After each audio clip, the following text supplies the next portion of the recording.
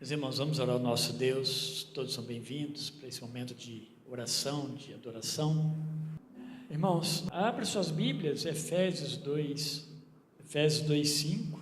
Vamos ter uma breve meditação sobre o caminho da salvação, ou a salvação de Cristo, ou a salvação de Deus em Cristo Jesus por nós.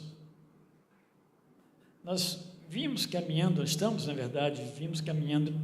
pela confissão de fé, porque é uma referência boa para a gente estar vendo os textos bíblicos. Falamos sobre as Escrituras Sagradas, sobre Deus, o verdadeiro Deus.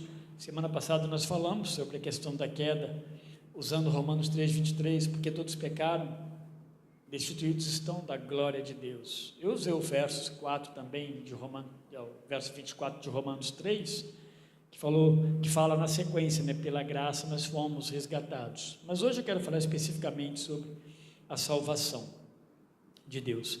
A gente perceber o quanto Deus nos amou verdadeiramente, porque sempre que eu penso na salvação, eu sou levado a pensar, por que Deus fez isso por nós, Porque a pergunta que as pessoas fazem é mais ou menos por esse caminho. Por que Deus precisa nos salvar? Por que nós precisamos de salvação? Eu já pergunto assim, como que Deus nos amou ao ponto de nos salvar? Porque se Ele nos criou perfeitos e nos ensinou como devíamos adorá-lo e servi-lo, nos ensinou que deveríamos tomar como a atitude certa e correta, E o que é errado? É errado, por exemplo, comer daquela árvore lá que não podia comer. Isso era errado. O que era certo? As demais coisas podia comer, ele tinha que cuidar do jardim, cultivar, guardar o jardim. Essa era a ordem para Adão, e fazendo isso, Deus o daria todas as coisas que ele precisasse, porque Deus se fazia presente. Então a minha pergunta ficaria então em cima disso, como que Deus pôde me amar tanto, ao ponto de ao meu encontro no meu pecado? Porque o problema do pecado não é, claro que é porque se afastou de Deus, o pecado é errar o alvo, O pecado é razão de desobediência, mas ele nos afasta de Deus. Mas o problema maior ainda é que nós passamos a não gostar mais de Deus, porque tudo que tem a ver com Deus é ruim para o pecador. Deus é santo, o pecado é mau, é ruim, é desagradável. Tudo que está em nós por causa do pecado tem aversão à santidade de Deus. Então o homem nem quer isso. E a pergunta que a gente pode fazer é essa, como então que Deus foi nos buscar, sendo nós pecadores e não desejosos de amá-lo e de servi-lo? Nós recusamos isso quando houve a queda. Aí Efésios 2:5 ele diz assim, vamos ler o 4 também. Mas Deus, que é riquíssimo em misericórdia, pelo seu muito amor com que nos amou, estando nós ainda mortos em nossas ofensas, nos vivificou juntamente com Cristo. Daí, entre parênteses, pela graça sois salvos. Não sei se o senhor está entre parênteses também. Isso significa que essa parte aí, pela graça sois salvos, é um texto que não se encontra em todas as cópias originais. A gente fala cópia original porque foram cópias que foram feitas uma da outra. Você pega 20 cópias, talvez esse texto não se encontre em 8 cópias. Então eles põem entre parênteses, mas encontra nas demais cópias. Essa foi a ação de Deus. Quando ele fala, ele quase repete o verso 1 do capítulo 2, porque no verso 1 ele diz o quê? E nos vivificou, e aí explica melhor, estando vós, e vos vivificou, estando vós mortos em ofensas e pecados. Essa é a situação, essa é a condição do homem sem Deus. Agora não estou falando de nós, redimidos, mas o homem se encontra dessa forma, morto, e a ideia aqui de revivificar, né? Estando vós mortos, a gente já falou isso várias vezes aqui, é a ideia de cadáver. A ideia de cadáver é porque não temos reações, não conseguimos reagir favoravelmente diante de Deus. Por outro lado, a ideia de cadáver também traz impureza. Se você ler Levítico, você vai ver as recomendações lá que não tocar em cadáver de forma alguma. Havia muita restrição sobre tocar em cadáver de forma geral. Havia pouquíssimas exceções, porque o cadáver, ele indica impureza. E não dava para os santos colocarem a mão. Isso, meus irmãos, não é que isso valha hoje para nós, mas é só para mostrar o quanto esse sentido aqui de mortos é pesado para nós. Então, semana passada a gente viu que todos pecaram e afastados estão da glória de Deus. Hoje, nós estamos vendo que Deus nos revivificou, né? Estando nós ainda, vamos voltar no 4, Ele é riquíssimo em misericórdia, pelo seu muito amor com que nos amou, e esse muito amor nos faz lembrar de João escrevendo o Evangelho lá no capítulo 3, né? Verso 16, porque Deus amou o mundo de tal maneira, daí ele escreve, que deu seu Filho unigênito, para que todo aquele que nele crê não pereça, mas tenha a vida eterna. Esse é o amor, é a riqueza de Deus. Deus é rico em misericórdia, Deus é rico em bondade, Deus é rico em amor, Deus é rico em todos os seus atributos, Deus é rico em eternidade, né? Deus é rico em graça. Assim é Deus, Ele é diferente de nós somos paupérrimos, tudo que nós temos de bom foi Deus quem nos deu, né? Eu nem digo emprestado, Ele de fato nos deu, Ele nos deu o seu amor, compartilhou conosco da sua graça, Ele é riquíssimo. Aí diz, estando nós ainda mortos, que igual está no verso 1, em nossas ofensas, aí é a condição de você estar em pecado irremediavelmente imperdoável, irreconciliável.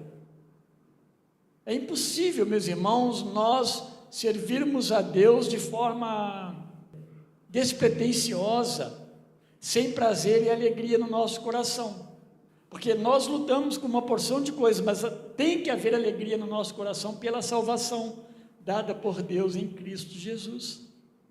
Lembra que a gente tem falado, né, nos cultos de quinta-feira principalmente, que essa alegria, ela é interior, é a transformação que Deus fez de dentro para fora. Então mudou o nosso coração.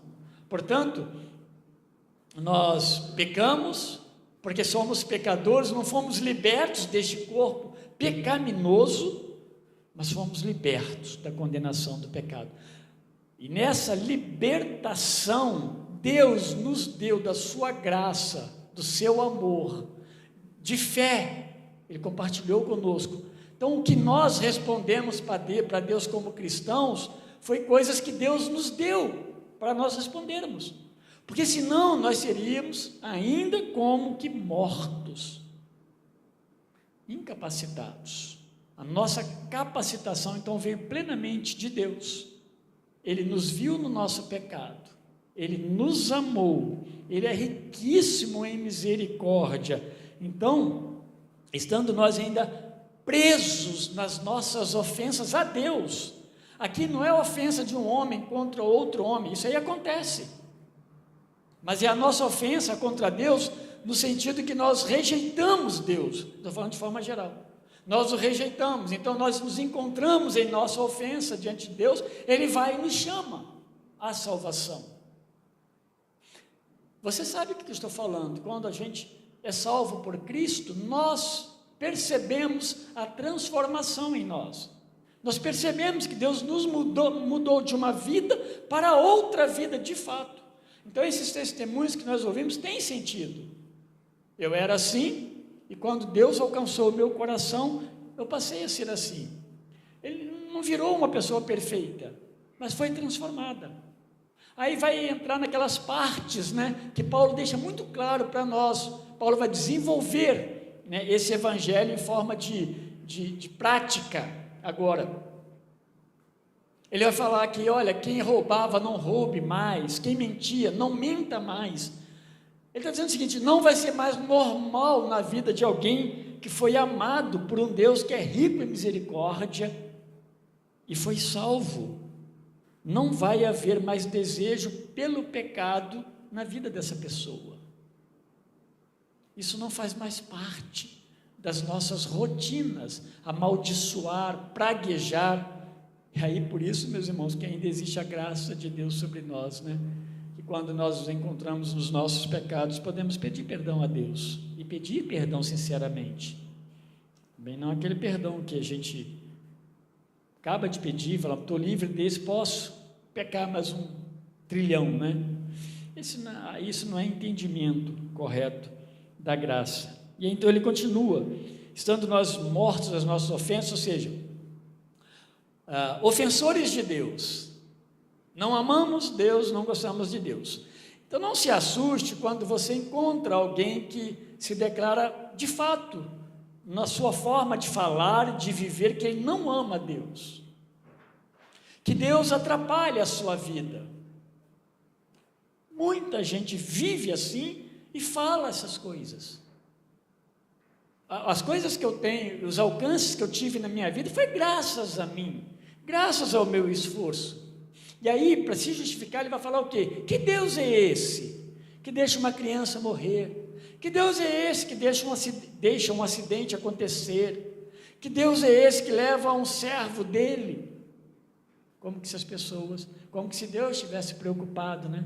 Que essa fosse a maior preocupação de Deus, que as pessoas permanecessem vivas aqui. Não, nunca foi. Então, mas nós não, nós compreendemos. Por isso que Deus chama a atenção dos Efésios, mais adiante, Deus, né, na pessoa de Paulo, Deus vai chamar a atenção dele por causa disso. Vocês precisam agora transformar isso tudo que vocês têm em vocês de fato. Isso está presente em vocês. Agora transforma em vida cristã. Uma igreja viva, uma família viva, uma vida viva. Por quê? Porque diz aqui que ele nos vivificou. E aqui vivificar é trazer da morte cadavérica para a vida intensa, para a vida viva, para a vida onde há alegria, há satisfação, há coisa nova. Então ele está falando dessas coisas aí. Há coisa diferente agora, fomos transformados. E foi uma vivificação que ela aconteceu por causa de Cristo, e ele vai usar essa expressão, juntamente com Cristo. Uma vez que Cristo se fez homem, se fez o ser humano como nós, na sua humilhação, ele não teve pecado, e na sua morte, a sua morte foi eficiente e eficaz, a sua morte foi plena. Então a morte de Cristo, ela nos substituiu, então não nos isentou da morte, mas nos garantiu eternamente quando ele ressuscita. Cristo é o único que então ele vai, morre, ele é ressurreto por Deus, Efésios fala isso, Deus o ressuscitou, e ele então agora vivo, ele é a nossa garantia, a nossa segurança de vida eterna. Então somos vivificados eternamente. A morte para nós é apenas uma passagem,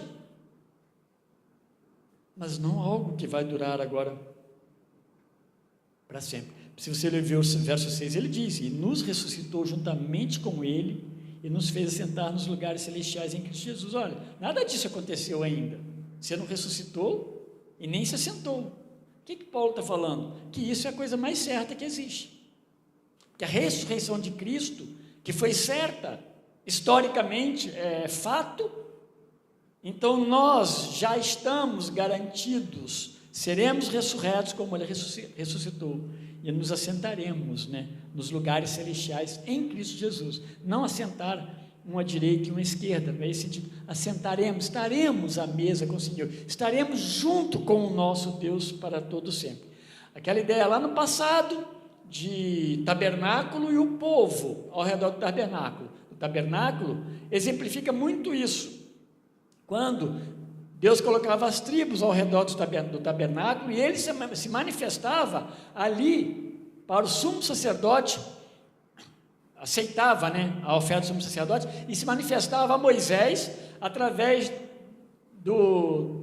da sua manifestação de forma de fumaça, de nuvem, a glória de Deus se manifestava. Tudo aquilo simbolizava o povo ao redor do Deus, o Deus Todo-Poderoso. Isso vai se dar na eternidade. Apocalipse vai terminar falando dessa forma, que Deus descerá, é como se ele vem para junto de nós, e nós habitaremos com ele para sempre. Então, meus irmãos, isso aqui são coisas maravilhosas, porque aquele homem, aquela pessoa que morreu, estava morta no seu pecado, que por causa da queda, Deus não a abandonou. Isso para nós tem que ser uma alegria imensa, quando nós falarmos para alguém, olha, há sim possibilidade, há chance, há condições de você ser revivificado, porque Deus pode fazer isso. Você não pode, mas Deus pode. E essa, meus irmãos, é uma alegria muito grande. Para mim, eu creio que seja para os irmãos também, com certeza. Que Deus não nos abandonou no nosso pecado. Lembra que eu comecei falando? Embora merecíamos, quem seríamos nós para questionar Deus? Deus nos criou neste mundo e nos deixou miseráveis neste mundo. Não, Deus nos criou perfeitos. Miseráveis fomos nós que nos tornamos pela desobediência. Mas Deus, com seu muito amor, com que nos amou, porque Deus que é riquíssimo em misericórdia, Ele foi e nos salvou. A confissão de fé diz assim no seu ponto 4, do caminho da salvação. Olha o que fala, que essa é uma confissão nossa, Cremos que a salvação de pecadores é totalmente de graça, não se paga, nem se faz nada, a não ser Deus. É totalmente de graça, através do ofício mediador do Filho de Deus. Quem? Jesus Cristo, que pelo decreto do Pai, que muito nos amou, cheio de misericórdia, livremente tomou sobre si nossa natureza, mas sem pecado. Então ele se fez homem, ele fez o igual a nós, que não podíamos fazer nada, mas ele se faz igual a nós, mas sem pecado. Honrou a lei divina pela sua obediência pessoal. Cristo obedeceu o tempo todo. O tempo todo. Lembra, eu preguei, acho que foi semana passada, aquela pregação de João fala e Mateus, mas em João, ele vai falar o seguinte, e Mateus também agora, semana passada eu preguei sobre isso. Ele vai dizer o seguinte, olha, eu sei de tudo isso aí. Eu sei, não é novidade para mim que eu serei preso, mas todo esse momento dele ser preso, manietado, levado à cruz, é um trabalho de Deus, e ele está em obediência a Deus. Por isso que é muito importante a gente olhar isso. Somente Cristo é o nosso mediador, unicamente Cristo, e sem Cristo isso é impossível. Então, por sua morte, trouxe expiação para os nossos pecados, nós fomos libertos, foi pago, houve libertação, que tendo ressuscitado da morte, ele está agora entronizado no céu. No dia 20, nós vamos pregar pela manhã sobre a ressurreição, à noite vamos falar dessa entronização de Cristo no céu, sua volta ao céu, e unindo em sua maravilhosa pessoa as mais ternas simpatias com divinas perfeições, ele é de todos os modos qualificado para ser um Salvador adequado, compassivo e todo suficiente, tá? Então, quando alguém diz, por exemplo, nós não temos certeza, crente, muitos crentes falam isso, não temos certeza da salvação, ou você está com medo que perdeu a salvação por causa de alguma coisa ou outra. Bom, a gente não perde salvação, meus irmãos, porque quando nós olhamos para tudo isso aqui e dissemos assim, um dia podemos dizer, eu acho que eu não sou salvo, nós estamos dizendo Em outras palavras, assim, Cristo e Deus não foram suficientes. Deus não foi perfeito no que Ele fez e Cristo não foi suficiente naquilo que Ele realizou. Ele foi suficiente. Uma vez que nós cremos, somos salvos. Essa é a nossa grande alegria. Não há reversão de salvação. Deus jamais descarta aquele que Ele chamou a salvação. E aquele que Ele chamou a salvação vai servi-lo para todo sempre e eternamente. Amém? Amém.